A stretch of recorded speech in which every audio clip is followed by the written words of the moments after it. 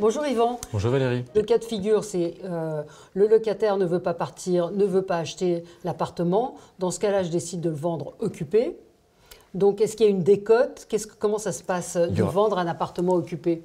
C'est principalement un investissement pour un acheteur. C'est un investissement pour l'acheteur. On peut prévoir quand même dans le congé, enfin le congé prévoit, c'est bien un congé, qu'à l'expiration du bail initial, la durée de 3 ans, le locataire doit partir. Donc l'acquéreur pourra récupérer la disposition, la jouissance du bien à ce moment-là. Mais est-ce qu'il y a une décote quand on achète un appartement occupé? Il n'y aura pas réellement de décote sur les petites surfaces, peut-être sur des grandes surfaces avec des loyers conséquents. C'est l'offre et la demande. Il y a beaucoup de demandes sur des petites surfaces. Tout à fait. La vente en elle-même, il n'y a pas grand-chose qui différencie une vente d'un appartement occupé d'un appartement non occupé. Si ce n'est qu'on reprend le contrat de bail tel qu'il existe. Tel qu'il existe. On ne peut pas augmenter le locataire, ça c'est le côté acheteur, on ne peut pas augmenter le locataire.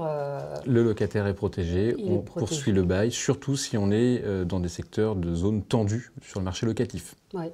Il n'y a pas de solution, encore une fois, on répète, d'attendre la fin du bail pour pouvoir récupérer ou remettre un locataire. Mais si on a vendu l'appartement moins cher que ce qu'on avait proposé à notre locataire, on est obligé de le lui reproposer. Tout à fait. De lui dire, si par exemple, je lui propose de l'acheter à 200 000 et que je le vends à 190 000, je dois lui reproposer la vente. Tout l'intérêt de conserver l'adresse du locataire une fois qu'il est parti. Parce qu'il peut se retourner contre vous. Ça doit être plus rare, non, comme situation? C'est surtout pour lui reproposer, il faut que je puisse savoir où lui écrire, où lui notifier la vente. Si je n'ai pas son adresse, c'est très compliqué. D'accord. Merci beaucoup, Yvan. Merci Valérie.